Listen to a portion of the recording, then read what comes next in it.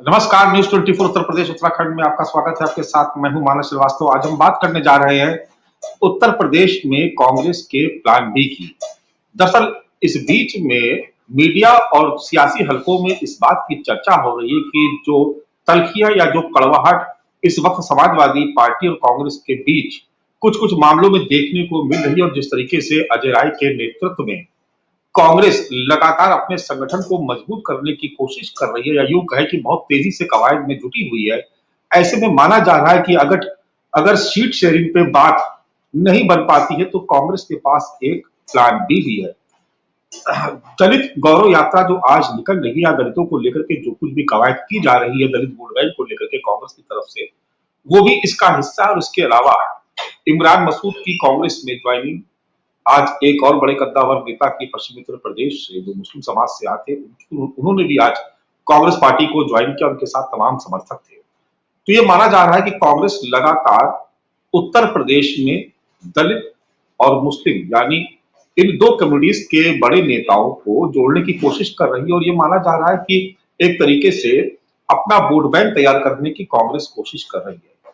ये सारी कवायद इसलिए की जा रही कि आने वाले वक्त में जब लोकसभा चुनाव जब घोषणा होगी, या उससे पहले, यानी जब इंडिया गठबंधन इस मोड में आ जाएगा कि जहां पर सीट शेयरिंग को लेकर के फाइनल बातचीत होगी, उस वक्त अगर बात नहीं बन पाती तो कांग्रेस के पास अपने दम पर चुनाव लड़ने का भी एक विकल्प होना चाहिए, या दूसरे शब्दों में कहें तो जो छोटे छोटे संगठन है उनको मिला करके कांग्रेस अपनी एक अलग राह भी चुन सकती है। इस बात की चर्चा हो रही है और काफी लंबे समय से हो रही है, या यूं कहा जाए कि घोषित उपचुनाव के नतीजे आने के बाद से ही इस तरह की चर्चा शुरू हुई है।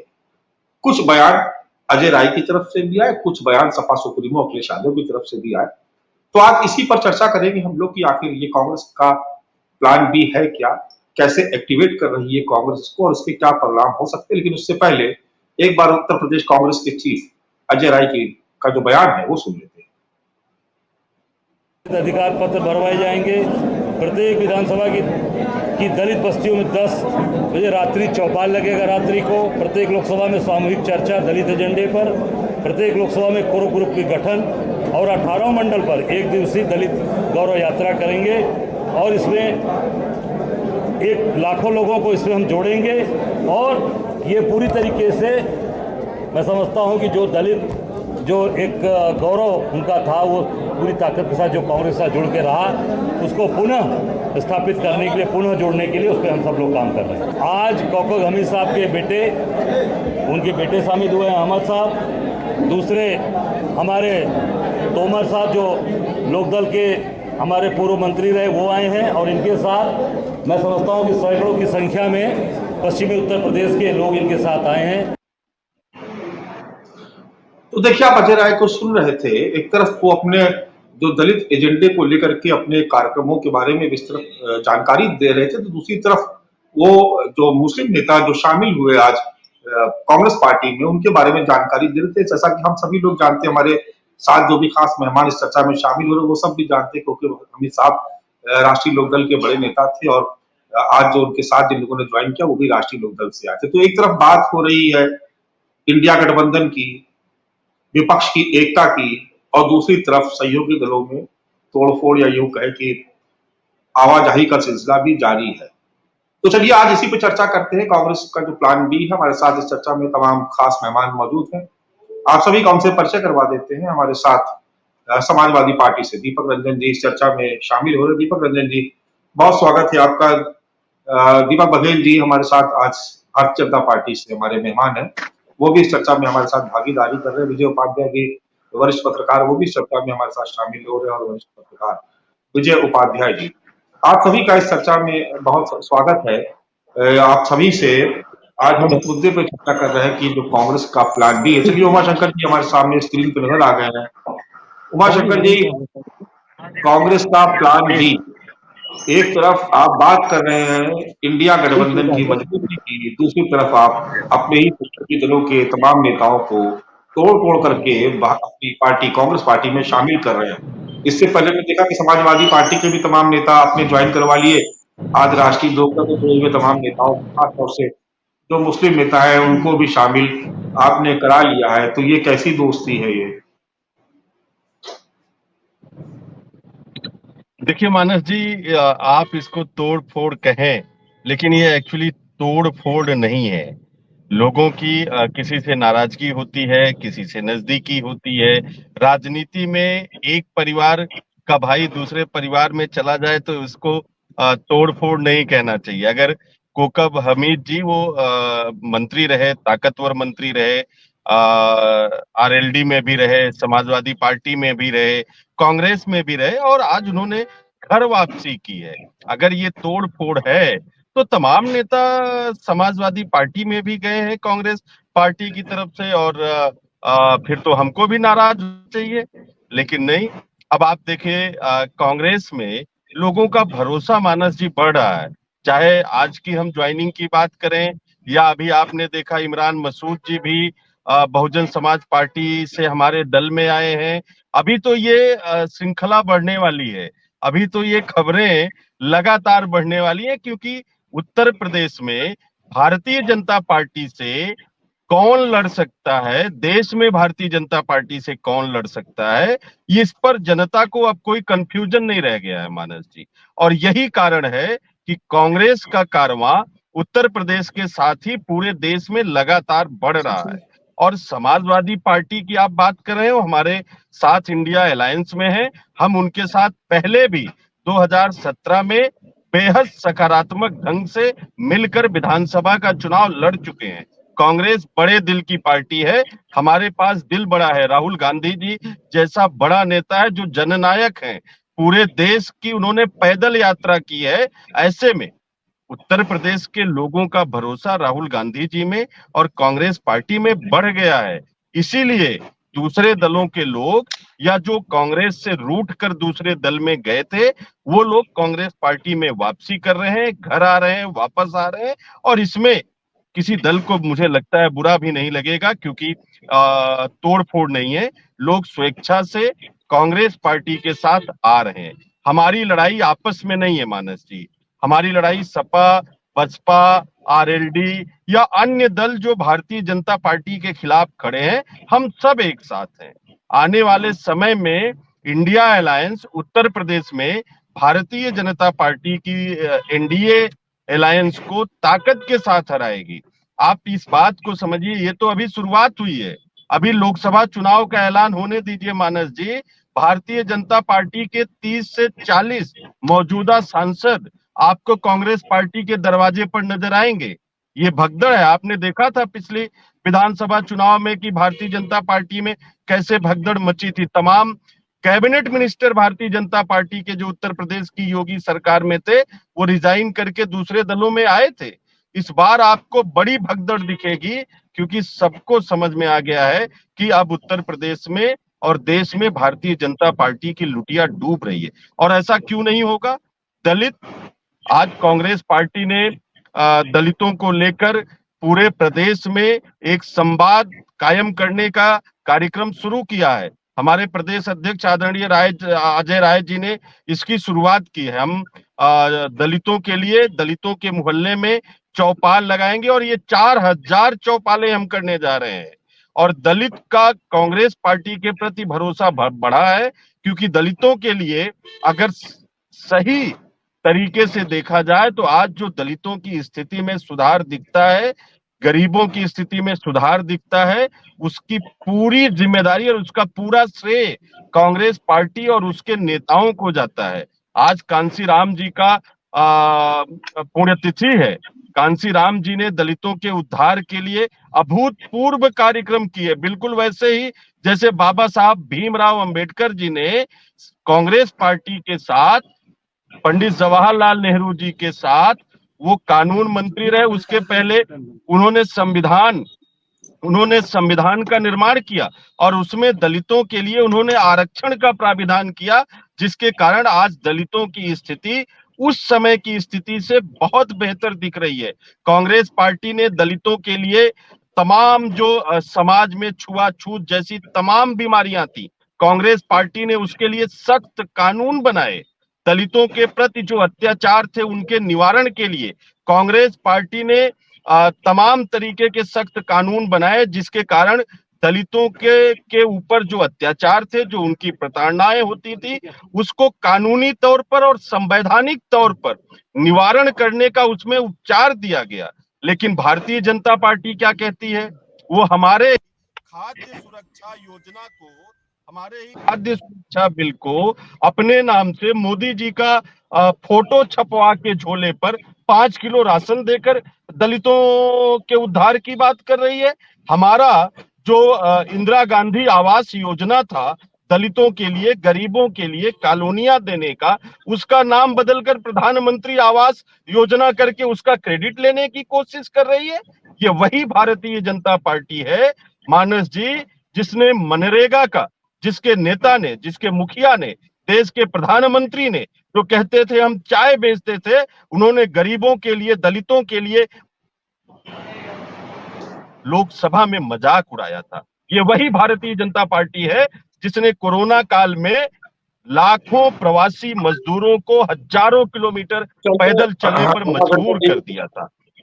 चलिए उमा शंकर जी, लेकिन जी इसका मतलब कि चलिए हमारे दीपक रंजन जी के पास चलते हैं। दीपक रंजन जी, देखिए दो बातें जो उमा शंकर जी ने कही, उसमें उस पर मैं आपका जवाब जरूर चाहूंगा। एक तो ये कि अगर कोई आपका नेता या आपके सहयोगी राजनीतिक दल का कोई नेता या कार्यकर्ता अगर शामिल हो रहा है कांग्रेस में, तो आपको ऐतराज नहीं होना चाहिए, तो आपको बुरा नहीं लगना चाहिए। तो पहली बात, आपको बुरा तो बिल्कुल भी नहीं लग रहा होगा मेरे ख्याल से। देखिए मानस जी, दूसरा ये देखिए अहम बात, देश में बीजेपी से कांग्रेस लड़ सकती है, उत्तर प्रदेश में लड़ सकती है, तो बड़े भाई की भूमिका उन्होंने तय कर ली अपनी कि वही आगे रहेंगे। देखिए मानस जी, आज मान्यवर काशीराम जी की पुण्यतिथि है। आप सभी को सादर नमन उनके पुण्यतिथि पर। और देखिए आज से कांग्रेस पार्टी की दलित गौरव यात्रा शुरू हो रही, जिसके लिए इनको बहुत साधुवाद और बहुत सारी शुभकामनाएं। ये हम समझते हैं कि, और देखिए आज जो भी शामिल हुआ ना कांग्रेस पार्टी में, वो कांग्रेस पार्टी में शामिल नहीं हुआ, वो इंडिया मोर्चे में शामिल हुआ। चाहे कोकब अमित साहब के साहबजादे शामिल हुए हों, चाहे तोमर जी शामिल हुए हों, चाहे इमरान मसूद साहब शामिल हुए हों। देखिए इसमें छोटे बड़े भाई की बात ही नहीं, सब मिल करके भारतीय जनता पार्टी का जो कुशासन है, तो केंद्र में कुशासी सरकार चली, जो उत्तर प्रदेश में कुशासी सरकार चल रही है, इससे मिल करके जो इंडिया मोर्चा बना है, हम सब लोग मिल करके उसमें उनको हराने का काम करेंगे। और हम लोग कतई परेशान नहीं, बल्कि हम लोग खुश हैं। चलिए इंडिया मोर्चा में ये लोग शामिल हो रहे हैं, चाहे कोकब हमीद साहब के साहबजादे हों, चाहे इमरान मसूद साहब हो, चाहे तोमर जी हो, इन लोगों को नई पारी की शुरुआत करने के लिए बहुत ढेर सारी शुभकामनाएं और बधाई। और हम समझते हैं कि हम लोग सब लोग मिल करके एनडीए की कुनीतियों से और जनता को हम लोग जो है इनसे निजात दिलाएंगे। और जनता आज की तारीख में इंडिया मोर्चे की तरफ बड़ी आस और उम्मीद भरी नजरों से देख रही है मानस भाई। और देखिए दलितों, शोषितों, वंचितों की आवाज सदैव समाजवादी पार्टी उठाती रही है, जिसके संदर्भ में पीडीए जो इंडिया की एक स्ट्रेटजी है, इंडिया मोर्चे की एक स्ट्रेटजी है, इसका जीता जागता उदाहरण अभी आपने घोसी बाई इलेक्शन में देखा होगा कि किस तरीके से पीडीए स्ट्रेटजी तो है, वो सवर्णों की आवाज बन करके पीडीए जो है, पीडीए उसके साथ चला है। और पीडीए में समाजवादी पार्टी के राष्ट्रीय अध्यक्ष या चाहे हमारे सिद्धे हमारे नेताजी हो, कल उनकी पहली पुण्यतिथि भी है, उनको भी सादर नमन। कल नेताजी ने शुरू से यही कहा, और शुरू से भी हम लोग को मानस भाई यही समझाने और सिखाने का काम किया कि दलितों, शोषितों, वंचितों की आवाज सदैव समाजवादी पार्टी उठाती रही है और आगे भी उठाती रहेगी। और उत्तर प्रदेश में आपने देखा होगा कि भारतीय जनता पार्टी से किसी का ए प्लान हो सकता है, किसी का बी प्लान हो सकता है, किसी का सी प्लान हो सकता है, लेकिन समाजवादी पार्टी का ए टू जेड सिर्फ एक ही प्लान है, भारतीय जनता पार्टी को उत्तर प्रदेश और इस देश से बेदखल करना, सत्ता से बेदखल करना, सत्ता से हटाना। क्योंकि जब भारतीय जनता पार्टी सत्ता से बेदखल होगी, उसके बाद ही जो है हिंदुस्तान में अमन चैन कायम होगा, लोग चैन की सांस लेंगे। तो हमें कोई दिक्कत नहीं, हम लोग तो बल्कि खुश हैं कि लोग इंडिया मोर्चे के परिवार में लोग शामिल हो रहे हैं। चाहे वो कुछ लोग समाजवादी पार्टी में भी शामिल होंगे, कुछ लोग हमारे आरएलडी में भी शामिल होंगे, कुछ लोग कांग्रेस पार्टी में शामिल होंगे, या इंडिया मोर्चे के जितने भी घटक दल हैं, सब लोग। अभी देखिए चुनाव से पहले पहले अभी हमारे सहयोगी भाई कह रहे थे कांग्रेस पार्टी को, उमाशंकर पांडे जी, कि अभी लोकसभा के चुनाव से पहले पहले बहुत सारे लोग अभी ऐसे अन्य अन्य दलों से लोग आएंगे। कोई संजय निषाद जी की पार्टी से आज देखिए जो हम लोग कास्ट सेंसस की बात कर रहे हैं, कास्ट सेंसस की बात देखिए मानस भाई, कास्ट सेंसस की बात समाजवादी पार्टी सदैव उठाती रही है, लेकिन भारतीय जनता पार्टी, हमारे दीपक बघेल भाई बैठे हुए हैं यहाँ पे, मैं इनसे पूछना चाहता हूं कि आखिर कास्ट सेंसस कराने से भारतीय जनता पार्टी पीछे क्यों हट रही? कास्ट सेंसस करा करके हम ये जैसे विजय भाई ने पिछली बार बताने का काम किया था कि उत्तर प्रदेश में कहने को तो ओबीसी जातियां हैं, लेकिन ओबीसी जातियों में भी 76 जातियां हैं, और 76 जातियों में हम लोग 10-5 जातियां ही जानते होंगे, लेकिन बहुत सी ऐसी जातियां ओबीसी में भी जो कहीं ना कहीं दबे कुचले हैं, कहीं ना कहीं वंचित हैं, कहीं ना कहीं शोषित हैं। अगर कास्ट सेंसस हो जाएगा तो उनकी एक्चुअल फिगर निकल करके आ जाएगी। और कास्ट सेंसस के साथ साथ इकोनॉमी एंड कास्ट सेंसस कराना चाहिए कि जिससे लोगों की आर्थिक स्थिति भी निकल करके बाहर आ जाए। और देखिए, बिहार की सरकार को मैं बधाई देता हूं कि किस तरीके से उन्होंने जातिगत सर्वे, क्योंकि जातिगत जनगणना वहां पे नहीं कह सकते उसको, क्योंकि जातिगत जनगणना जो है वो कराना केंद्र सरकार के अधिकार में आता है, लेकिन वहां पे उन्होंने जातिगत सर्वे कराया। और भारतीय जनता पार्टी के लोग उसको कह रहे हैं कि जातिगत सर्वे जो है ये आनन फानन में किया हुआ, जल्दबाजी में किया हुआ, सही नहीं। अरे तो आप सही करा लो, आप क्यों चुप बैठे हो? केंद्र में आपकी सरकार है, आपको जातिगत जनगणना करा लेनी चाहिए। जी मानस भाई। बीजेपी के साथी हमारे साथ हैं दीपक बघेल जी। दीपक बघेल जी, आप देख ही रहे हैं कि कांग्रेस पार्टी लगातार अपने जनाधार को बढ़ाने की कोशिश कर रही है। आज से दलित गौरव सम्मान यात्रा भी, संवाद यात्रा भी आज से उनकी शुरू हो गई है। तो एक तरीके से दलित और मुस्लिम दोनों ही वोट बैंक को लेकर के बहुत संजीदगी से अजय राय जी के नेतृत्व में कांग्रेस पार्टी आगे बढ़ रही है। इसमें तो कोई शक नहीं कि जब से अजय राय जी ने कांग्रेस की कमान संभाली है, ऊर्जा तो देखने को मिल ही रही है, लेकिन अभी आने वाले समय में इस बात को भी लेकर के मुझे लगता है कि थोड़ी सी कश्मकश होगी कि कौन इस पूरे मोर्चे को उत्तर प्रदेश में लीड करेगा, और सीट शेयरिंग एक बड़ा मुद्दा है।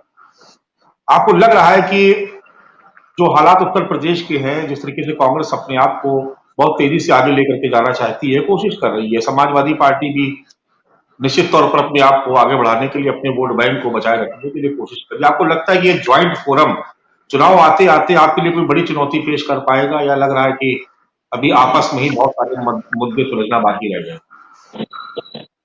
मानस जी, मैं दोनों प्रवक्ताओं को सुन रहा था और जितना मैं समझ पाया तो ये समझ में जरूर आता है मुझे कि आज जो अप्रासंगिकता हो गई है कांग्रेस पार्टी की उत्तर प्रदेश के अंदर, तो उसके अंदर थोड़ी सी प्रासंगिकता लेकर आने का प्रयास कर रही है। अच्छी बात है, अजय राय जी मेहनत कर रहे हैं कांग्रेस पार्टी के अंदर, परंतु इससे ये भी स्पष्ट होता है कि इनके बीच में जो इनका जो घमंडिया गठबंधन बना था, वो गठबंधन की ठीक प्रकार से काम नहीं कर रहा है। इनमें जो खटपट है, मतभेद है, वो स्पष्ट रूप से बार बार निकल कर आते हैं। बागेश्वर के अंदर समाजवादी पार्टी और कांग्रेस पार्टी जहां चुनाव लड़ती है, समाजवादी पार्टी इनके प्रत्याशी को हराने का काम करती है, वहां पर भी बयान आता है अजय राय जी का, तो उससे भी स्पष्ट रूप से नजर आता है। तो ये खटपट की राजनीति है, यही इन लोगों को ले डूबेगी, क्योंकि इनके पास कोई नीतिगत एजेंडा नहीं है उत्तर प्रदेश के अंदर, उत्तर प्रदेश के लिए, उत्तर प्रदेश के विकास के लिए, उत्तर प्रदेश के उत्थान के लिए। वही भारतीय जनता पार्टी तो लगातार सकारात्मक दृष्टिकोण के साथ में काम कर रही है।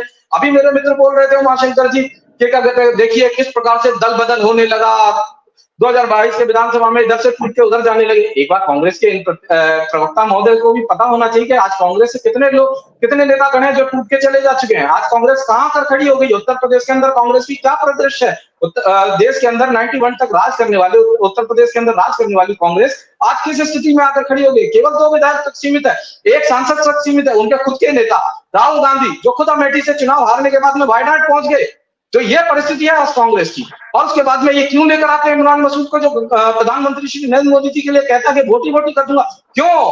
क्योंकि इनको सांप्रदायिक माहौल बिगाड़ना है, इन्हें ध्रुवीकरण की राजनीति करनी है, अल्पसंख्यक वोटों के बीच में खींचतान बनी हुई है दोनों पार्टियों के बीच में, कि समाजवादी पार्टी खींचे पीडीए बना के या कांग्रेस खींचे अल्पसंख्यकों की बात करके। तो ये लगातार पिछड़ों की बात, दलितों की बात इसीलिए कर रहे हैं कि किसी प्रकार से अपनी प्रासंगिकता बनाई जाए।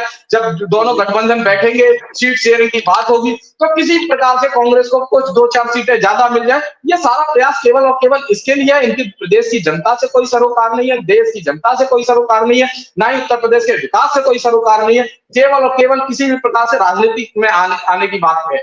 अब इससे पहले भी इन्होंने एक एजेंडा चलाया था, प्रियंका गांधी जी आई थी विधानसभा चुनाव के अंदर, महिलाओं को देने के लिए आरक्षण। क्या हुआ?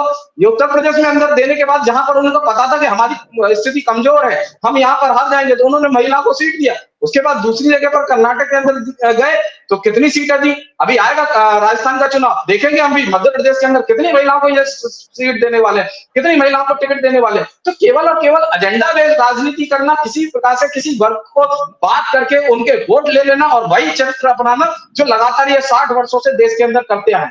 सबसे ज्यादा लंबे समय तक कांग्रेस पार्टी ने राज किया देश के अंदर, दलितों के लिए, पिछड़ों के लिए, अल्पसंख्यकों के लिए, सबके लिए काम कर सकती थी। परंतु आज भी अगर कोई कमी रह गई तो इसके लिए कांग्रेस को स्वीकार करना चाहिए, उमाशंकर जी को स्वीकार करना चाहिए कि ऐसी क्या कमी रह गई जिसके कारण से आज भारतीय जनता पार्टी विकास और उत्थान के कामों के लिए लगातार लगी हुई है। क्यों भारतीय जनता पार्टी पर जनता ने भरोसा जताया? हमने काम किया ना, हमने काम करके दिखाया। हमने आवास योजना लाई तो हमने तुष्टीकरण की राजनीति को बंद किया, हमने क्षेत्र की राजनीति को बंद किया, हमने एक विशेष समुदाय के प्रेम को बंद किया। हमने तो सबको कहा कि अगर आप गरीब हैं तो आपको योजना का लाभ मिलेगा, अगर आप पिछड़े हैं तो आपको योजना का लाभ बनेगा, और नीतिगत योजनाएं बनाए।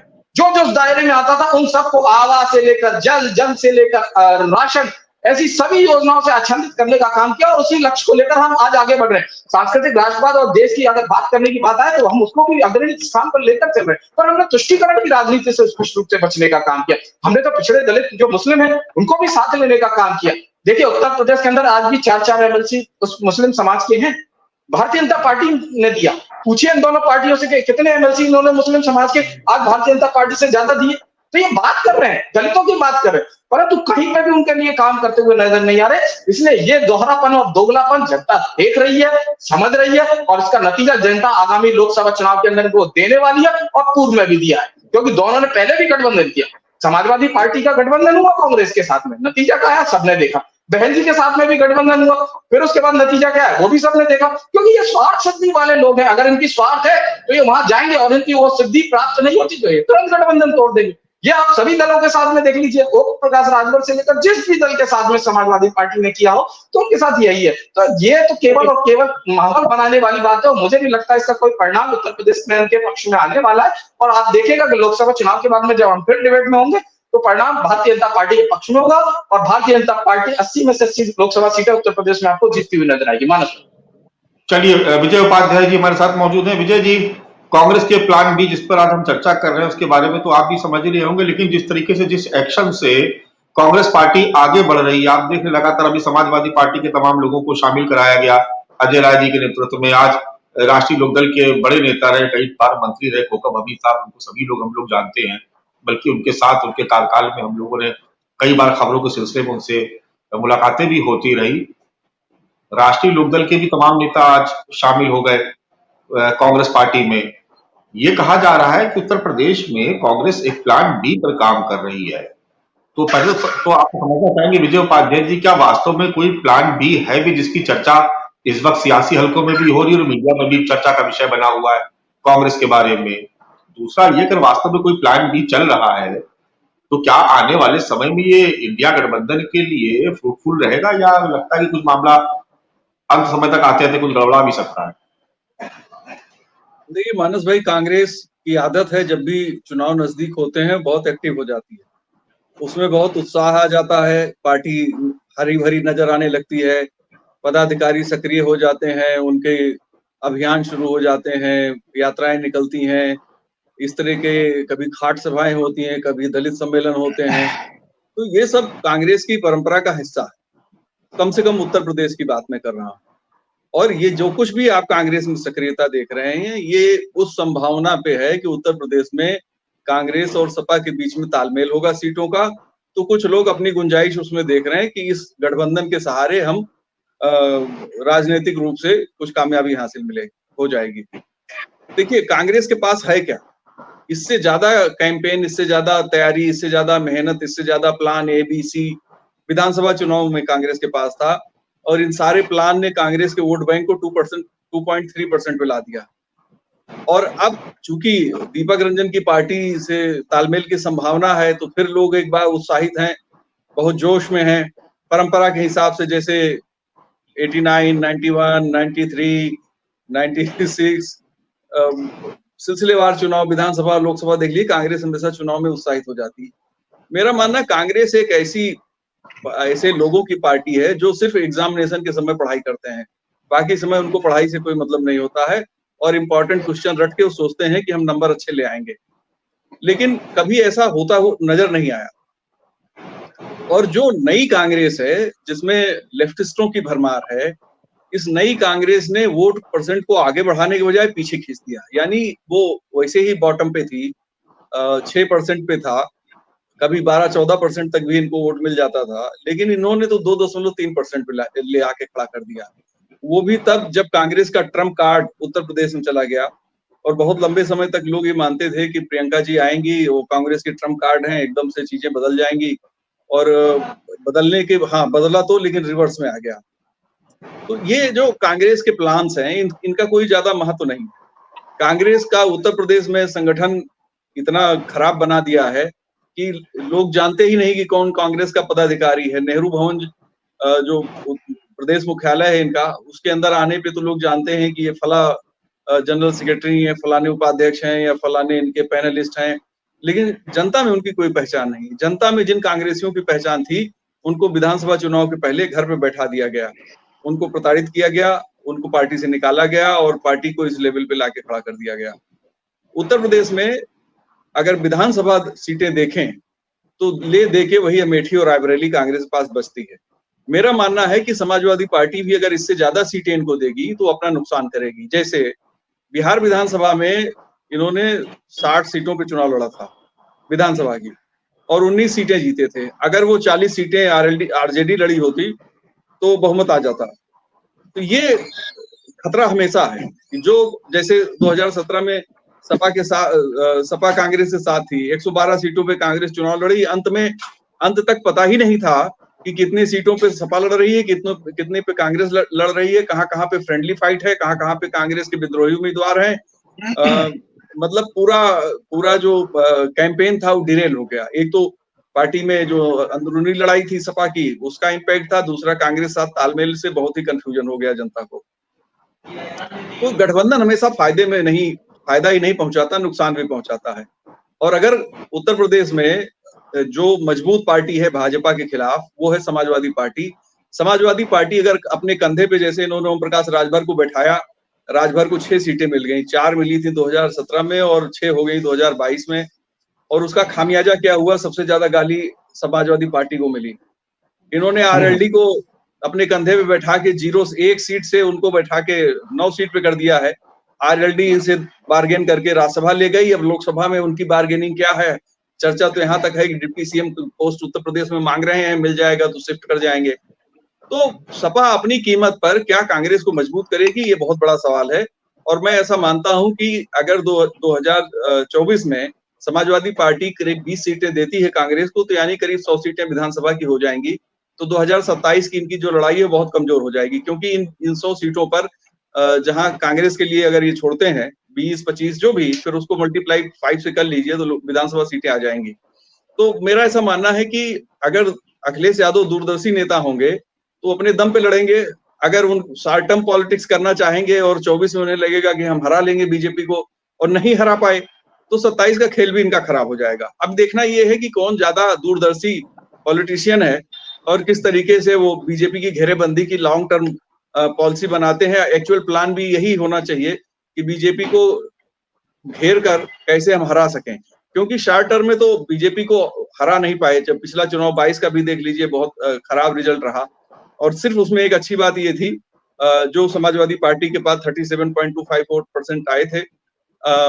बाकी पार्टियों को आप देख लीजिए, बसपा का 13% से नीचे था, 12.8% था, कांग्रेस 2.3% थी। इनकी खुद की सहयोगी आरएलडी की जो वोट परसेंटेज था वो इनसे 5-6% कम था, 32% के आसपास था। इनकी दूसरी सहयोगी सुहेलदेव भारतीय समाज पार्टी का 29% वोट था। जिन सीटों पे चुनाव लड़े थे मैं उनकी बात कर रहा हूँ। तो ये मेरा ऐसा मानना है कि बीजेपी बहुत मजबूत है, बीजेपी के पास एक अच्छी लीडरशिप है, एक अच्छा कार्यक्रम है, बीजेपी की सरकार है केंद्र प्रदेश में, तो इनके सेंट्रल गवर्नमेंट और स्टेट गवर्नमेंट के जो पब्लिक वेलफेयर के प्रोग्राम्स हैं, वो सारे प्रोग्राम्स को जमीन पे उतारने की वो बहुत अच्छे ढंग से कोशिश कर रहे हैं। अनाज वाला जो मामला है वो बहुत ज्यादा जबरदस्त है। हर घर नल योजना है इनकी, वो बहुत जबरदस्त है। जनता, मैं ऐसा मानता हूँ 24 में सबसे क्रांतिकारी वोट अगर निकल के आएगा, हर घर नल से निकल के आएगा। अगर उसमें ठीक ढंग से लोगों को पानी मिल रहा होगा तो हमने कोई उसका वेरिफिकेशन नहीं किया, ना मैंने कोई स्टोरी की है अभी जल्दी में, लेकिन हर घर नल जब योजना घोषित हुई थी 2019 के बाद, तभी मैं जान गया था कि ये मास्टर स्ट्रोक स्कीम है, क्योंकि लोगों के घर में अगर पानी आएगा तो महिलाओं का वोट तो ऐसे ही समझ लीजिए, और पुरुषों का भी वोट निश्चित तौर पे ये मानिए कि लोग सिंपैथाइज होंगे, भले गाली देंगे लेकिन कहेंगे पानी मेरे घर में फला पार्टी की वजह से आ रहा है। तो ये जी, कई जी। ऐसे इश्यूज हैं, इन इश्यूज को देख के ही कोई प्लान की बात की जा सकती है। मैं बहुत ज्यादा उम्मीद उत्तर प्रदेश में कांग्रेस से नहीं करता हूँ। राहुल जी के भी अगर यात्रा भी होगी तो उसका एक एटमॉस्फेयर बनेगा, माइनॉरिटी वोट सपा पे दबाव डालेगा कि आप कांग्रेस के साथ जाइए, चूंकि उनको लगता है कि नेशनल लेवल पे कांग्रेस ही भाजपा को कमजोर कर सकती है। इसलिए जो रीजनल फोर्सेज हैं माइनॉरिटी की, मुस्लिम समाज राजनीति की, वो सपा पे दबाव डालेंगे। अगर सपा झुक गई तो वो झुकी रह जाएगी, फिर 27 में भी उसको नुकसान होगा। दीपक रंजन जी, जिस तरीके का विश्लेषण अभी आपने सुना विजय उपाध्याय जी का, तो ये तो आपको एक तरीके से सचेत करने वाला है कि आप क्या किस दिशा में रहे हैं, और कांग्रेस की जो आप मौजूदा समय में जो रणनीति देख रहे हैं, आपको नहीं लगता कि आपको उससे अलर्ट होने की जरूरत है, ना कि कोई जी मानस जी। डिप्लोमेटिक बयान अगर आप जारी करें तो उससे मुझे नहीं लगता कोई फायदा होने वाला है। देखिए मानस जी, ये दीपक बघेल जी बड़े सेंसिबल प्रवक्ता है। मैं बड़े अदब और सम्मान के साथ मैं इनसे कहना चाहता हूँ कि मेरे मोर्चे, मैं विजय उपाध्याय जी के उस विषय मैं आऊंगा उस पर भी आऊंगा मानस भाई। मैं बड़े अदब और सम्मान से मैं दीपक भाई से कहना चाहता हूँ कि मेरे मोर्चे का नाम, हमारे मोर्चे का नाम इंडिया है। अगर आपको इंडिया कहने में कोई दिक्कत हो रही तो आप कुछ मत कहो। अगर मैं आपके गठबंधन को या आपके मोर्चे के नाम अगर मैं पाक इंडिया कहूँ, मैं आप बोलिए डॉट एंड डॉट ऐसे करके बोलिए आप, मैं भी आपको आई डॉट एंड बोलूंगा। अच्छा बोल, आप N dot D dot A dot बोलते हो क्या? पाखंडिया। हम पूरा बोलते हैं, हम आपको पूरा बोलते हैं, पाखंडिया पूरा बोलते हैं, हम आपको बुरा लगा बोलते हैं, बुरा लगा ना पाखंडिया, हमें बिल्कुल बुरा नहीं लगा, जनता से बुरा लगा ना। देखिए नेशनल जनता को समझना है, मेरे नेशनल कोई फर्क नहीं पड़ता। अब शांत, मैंने इतने अदब सम्मान से बात की। और अगर national dealer of Adani, NDA full form, और मैं बताऊं तो छोड़ दो इन बातों को, उन बातों को नहीं रखा। मैंने आपके गठबंधन को कुछ नहीं कहा था, लेकिन आप हमारे मोर्चे को, आप इंडिया कहने में आपको दिक्कत हो रही है। गजब हाल है बीजेपी वालों का भाई। और आप डेवलपमेंट की बात कर रहे थे उत्तर प्रदेश में, अरे आप लखनऊ का डेवलपमेंट एनडीए की और भारतीय जनता पार्टी की डबल इंजन की सरकार बता दो, सिर्फ लखनऊ का आप डेवलपमेंट बता दो, मैं मान लूंगा कि नहीं बहुत डेवलपमेंट का काम हो रहा है। सिर्फ लखनऊ का कोई आप डेवलपमेंट का काम बता देना जो उत्तर प्रदेश की सरकार अपने संसाधन से कर रही है, सिर्फ लखनऊ में। मानस भाई, यहाँ पर आउटर रिंग रोड बन रही है, surface transport ministry of India के उससे बन रही है, जितने फ्लाईओवर बन रहे हैं सब केंद्र सरकार और राजनाथ सिंह जी के उससे बन रहे हैं, नितिन गडकरी के विभाग से बन रहे हैं। सिर्फ लखनऊ का कोई एक बता दें, कोई एक अस्पताल बता दें जो बन रहा हो, कोई ऐसा कॉलेज बता दें जो बन रहा हो, कोई ऐसा फ्लाईओवर बता दें, कोई ऐसा रेलवे और ब्रिज बता दें जो बन रहा हो, उत्तर प्रदेश की सरकार की देन हो। क्या डेवलपमेंट की बात करते हो आप लोग? देखिए मानस भाई, सवाल जो था उसको आप बहुत आपसे मैंने सुनिए मानस भाई, मैंने लेकर के मानस आप इग्नोर कर रहे हैं क्योंकि आप सहज नहीं हैं। मानस भाई, मैं उसी पे आ रहा हूँ। देखिए चूंकि दीपक भाई हमारे भाई हैं, मित्र हैं, इन्होंने कुछ ऐसी बातें कही जिसका मैंने इनको जवाब दिया। अगर मैं गलत जवाब मैंने दिया तो अभी दीपक भाई उसको सही कर देंगे, बता दें कि उत्तर प्रदेश सरकार ने लखनऊ में कौन सा काम आज की तारीख में हो रहा है। हम भी जाकर के सर्वे कर लें, हम भी जाकर के देख लें वहां पे जो उत्तर प्रदेश सरकार के रहमो करम से हो रहा, उत्तर प्रदेश सरकार के फंड से हो रहा। और रहा सवाल देखिए विजय भाई का, मैं विजय भाई की सारी बातों से मैं इत्तेफाक रखता हूँ, सारी बातों से मैं सहमत हूँ।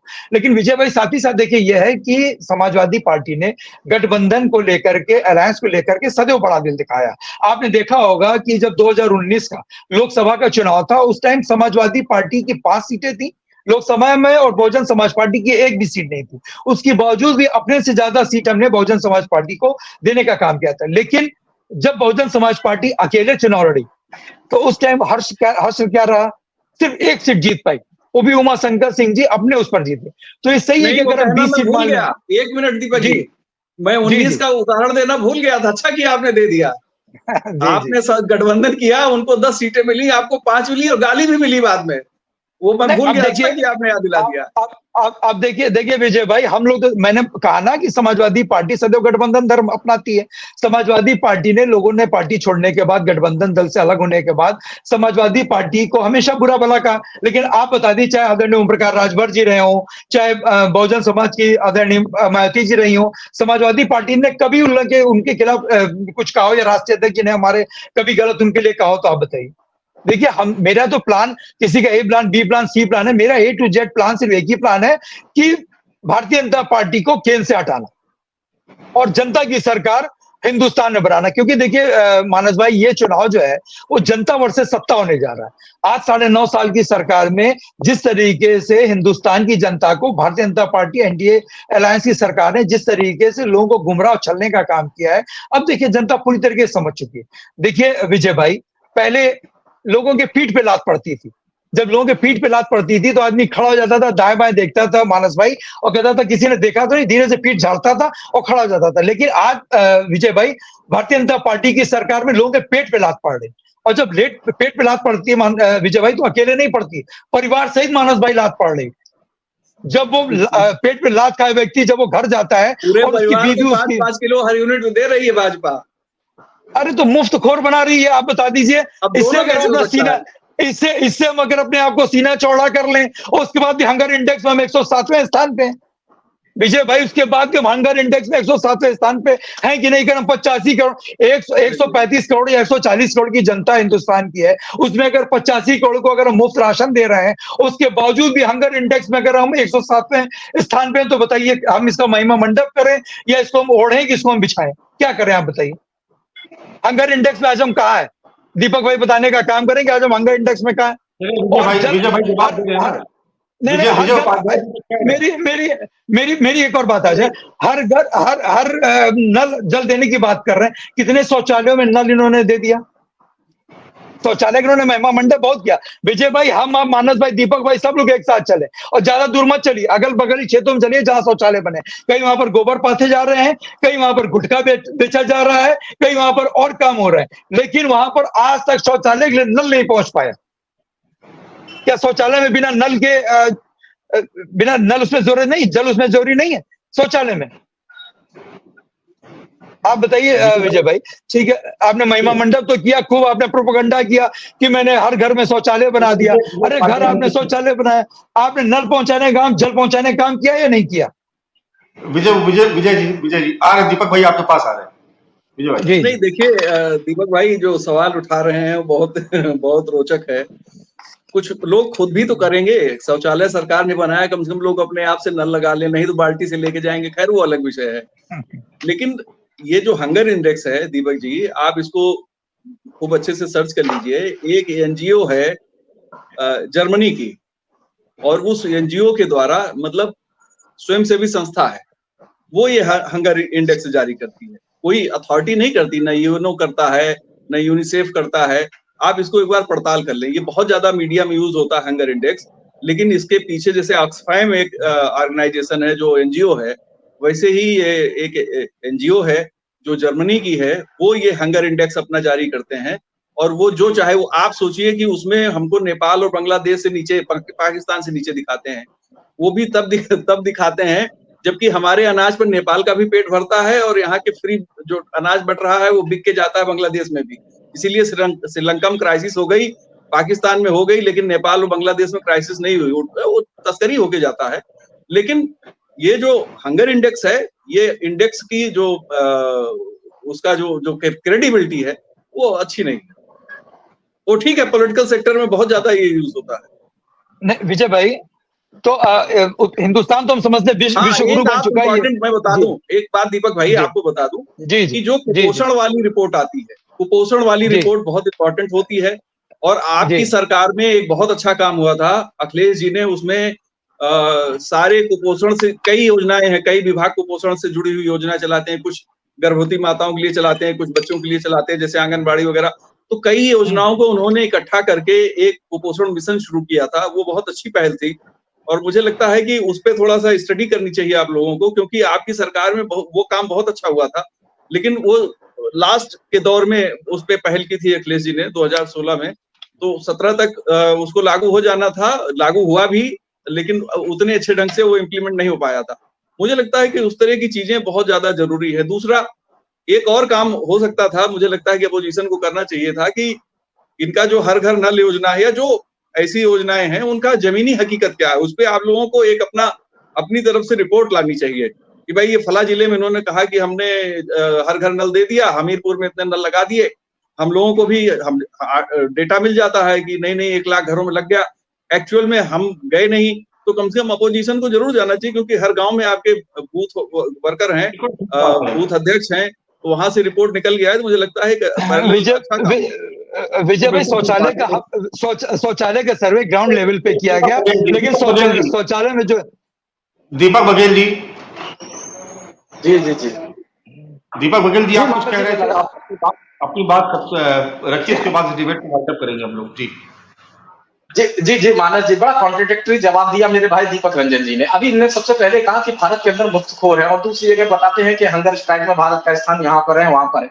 और विजय उपाध्याय जी ने बहुत अच्छे तरीके से उसे एलोबरेट भी किया, समझाया भी। शायद दीपक जी को इस बात समझ में आएगा, अगली बार से वो इस प्रकार के तथ्यों को इस्तेमाल हमेशा हर बार जर्मनी को आप चैलेंज करो, जर्मनी को आप चैलेंज कर दो, विश्वगुरु बनते हो तो जर्मनी को आप चैलेंज कर दो, जर्मनी को तो चलेगा।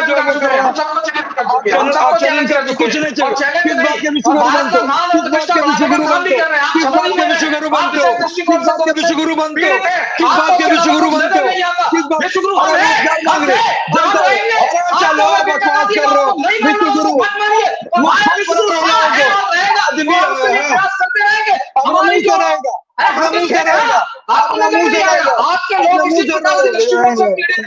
आप इस बात को समझिए।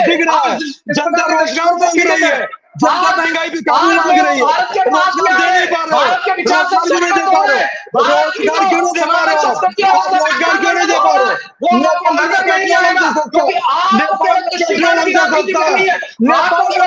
सस्ता है, नेपाल में पेट्रोल हमसे सस्ता है, नेपाल में पेट्रोल सस्ता है, नेपाल में पेट्रोल सस्ता है, नेपाल में पेट्रोल हिंदुस्तान में सस्ता है, नेपाल में पेट्रोल हमसे सस्ता है, नेपाल में पेट्रोल क्यों सस्ता है, नेपाल में पेट्रोल क्यों सस्ता है, नेपाल में पेट्रोल क्यों सस्ता है। नेपाल में पेट्रोल सिर्फ झूठ बोल कर नजर नहीं आ रही है, रोजगार दे नहीं पाते। जब आपके पास तथ्य ना हो तो मुझे नहीं लगता कि बहस को ड्रिल करने का इससे कोई बेहतर तरीका हो सकता है। तो जब भी चैलेंज कर रहा हूं, चैलेंज करने को मैं तो चैलेंज कर रहा हूं। शौचालय हमारे शौचालय देखो, और चलो मैं शौचालय चलो नल चलिए ना, कहाँ चलेंगे बताइए। मैं कहता हूँ शौचालय नहीं बने, शौचालय देने मैं दिखाता हूँ शौचालय की स्थिति क्या है। मुझे नहीं लगता कि जनता को समझ आने वाला है, बिल्कुल भी मानस जी। मुझे लगता है कि दीपक रंजन जी को रोका जाना चाहिए। रोजगार दे नहीं सकते, 2 करोड़ रोजगार कहाँ गए, 2 करोड़ रोजगार कहाँ चले गए। देश का प्रधानमंत्री दीपक जी को रोकना चाहिए। 2 करोड़ नेपाल में पेट्रोल क्यों सस्ता है, नेपाल में पेट्रोल क्यों सस्ता है, नेपाल में पेट्रोल क्यों सस्ता है। विश्वगुरु सुनेगा हम लोग हम भी रहेंगे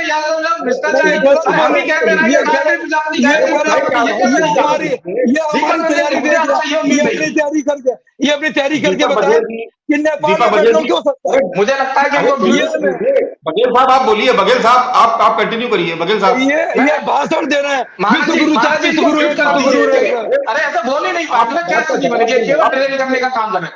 दीपक रंजन जी ने कहा, मानस जी झूठ बोलोगे दीपक भाई, तो मैं एक बात बोलूंगा। अरे सुनो, आपने कहा, आपको कोट कर रहा हूं मैं, आपने 2 मिनट पहले कहा अपने वक्तव्य में, आप रिपीट करके देखिएगा ना, रिवाइड करके देखिए। दीपक रंजन का पहले की सरकारें पीठ पे लात मारती थी और आज की पेट पे लात मारती है। मुझे नहीं पता कि आज की सरकारें पेट पे लात मारती है नहीं मारती है, परंतु पहले की सरकारें लोगों पे लात मारती थी। आप रिवाइड करके देखिएगा, ये बात इन्होंने बोली थी। दूसरी बात इन्होंने बोली, भारतीय जनता पार्टी को हराना है और जनता की सरकार बनाना है। मैं कह रहा हूँ, अरे सुनिए, झूठ बोलने की बात ये कौन सी बात है? अरे झूठ बोलने में सुन तो लीजिए, अरे आप रिवाइंड करके देखिएगा। अरे झूठे जनता देख रही है, आपकी चर्चा भी देख रही है, आपकी नीतियां भी देख चुकी है, आपका नेतृत्व भी देख चुकी है, और जनता को क्या क्या दिखवाएंगे। एक्चुअली मैं किसी प्रकार का तो लक्ष्य नहीं बचा, इसलिए ये बहस को बहस नहीं करने देना चाहते, केवल राजनीति में तकना चाहते हैं। इनको गला साफ करने का मौका नहीं मिलता। आप जनता के बीच में जाइए भाई, ग्रुप में जाइए, आप बोलिए, जनता आपकी बात शायद सुन ले, आपको चाहे वोट मिल जाए। आप नहीं जा पा रहे, आप केवल बोलते हैं, चुनावी को बोलते हैं, चुनावी मैडम बोलते हैं, आप चुनाव आए ठीक है, चुनावट और आवाज करते आ रही है। कौन सी जनता की सरकार नहीं है? आज जनता की सरकार है। आज भारतीय जनता पार्टी की सरकार भारतीय जनता पार्टी से नहीं है। जनता ने जो हमें आशीर्वाद दिया, विश्वास जताया, जनता ने हमारी नीतियों को सराहा और हमारे नेतृत्व पर भरोसा किया, उसकी सरकार है। और आज ये जनता की सरकार नहीं है, जनता की सरकार लेकर आई है। क्या देश के अंदर आज देश के अंदर क्या इमरजेंसी है जो कांग्रेस ने लगाई थी? उनके सामने ये जानना चाहते हैं जिन्होंने देश के अंदर इमरजेंसी लगाई। और भारतीय जनता पार्टी जो एक लोकतांत्रिक सरकार चला रही है, जो जनता से चुनी हुई है, आप मुझे आपको पता है, ये दीपक रंजन जी को नहीं पता है। दीपक रंजन जी को इस जब भी चिंतन करना चाहिए, क्योंकि ये दृष्टिकोण से दोष है। अरे आशीर्वाद यात्रा का क्या हुआ? दीपक रंजन जी, आप सुनने के मूड में नहीं, डिलेल हो जाओगे। आप बहुत सारी डिबेटों में मिलोगे, हर बार डिले करूंगा, कोई मतलब नहीं है। जनता देखिए बात अपने समय पे आपको अपनी रखनी चाहिए। अरे क्या मतलब, आप जहां मिलोगे जैसे मिलोगे डिले लोगे, आपका ही मतलब है इस बात का। आपको सुनना चाहिए। मैं आपके समय पर बिल्कुल नहीं बोला, नहीं तो आप गलत बोलेंगे। आप देखिए, आप बताइए, आपने गलत बोला है, मैं आपको क्लिप भेजूंगा, मैं आपको क्लिप भेजूंगा ना, अरे मैं इसी चैनल की आपको क्लिप भेजूंगा। आपने ये बोला बीजेपी की पिछली सरकार ठीक नहीं थी, 2014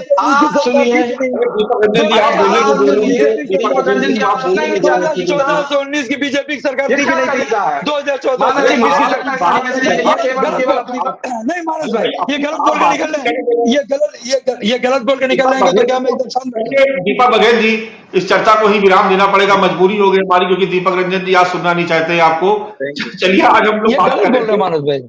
अरे दीपक रंजन जी आपको बोलने नहीं दिया, उनका लास्ट कमेंट हम लोग चाहते थे, लेकिन आप लगातार उनको इस तरीके से आप लगातार उनको बीच में दीपक जी हम इस चर्चा को हम यही समाप्त करते हैं। फिर किसी और मौके पे आप दोनों की फिर से किसी डिबेट में शामिल होंगे। आप सभी का बहुत बहुत शुक्रिया। हमारे साथ दीपक बघेल जी भारतीय जनता पार्टी से और दीपक रंजन जी समाजवादी पार्टी से शामिल थे। उमाशंकर जी कांग्रेस पार्टी से चर्चा में भागीदारी कर रहे थे। विजय उपाध्याय जी वरिष्ठ पत्रकार, वो भी चर्चा में हमारे साथ शामिल थे। हम दरअसल बात कर रहे थे आज कांग्रेस के उत्तर प्रदेश में प्लान बी की, यानी एक तरीके से कांग्रेस इस बात की कवायद में लगी हुई है कि जब सीट शेयरिंग का वक्त आए, जब टेबल पर अंतिम दौर की वार्ता चल रही है, उस वक्त कांग्रेस पार्टी इस हैसियत में होनी चाहिए कि वो अपनी हिस्सेदारी के लिए एक मजबूत दावेदारी ठोक सके। और इसको लेकर के अजय राय के नेतृत्व में उत्तर प्रदेश कांग्रेस लगातार कवायद कर रही है। शायद ये कवायद समाजवादी पार्टी और दूसरे सहयोगी दलों को अच्छी ना लगे, लेकिन इसमें भी शक नहीं कि हर पार्टी अपने आप को मजबूत करने की कोशिश करती है। लेकिन जिस इंडिया गठबंधन की हम बात कर रहे हैं, यहां पर यह भी समझना होगा कि कांग्रेस उसी के सहयोगी दलों से तोड़ तोड़ करके तमाम नेताओं को अपनी पार्टी में शामिल कर रही है। ऐसे में क्या स्थिति बनेगी आने वाले वक्त में, कैसे ये इंडिया गठबंधन उत्तर प्रदेश में एक साथ एकजुट होकर आगे बढ़ेगा, आज इसी मुद्दे पर हम चर्चा कर रहे थे और किसी नतीजे पर पहुंचने की कोशिश कर रहे थे। फिलहाल आज चर्चा को यहीं पर विराम देना होगा। कल फिर किसी नए विषय के साथ आप सभी के सामने फिर से हाजिर होंगे। तब तक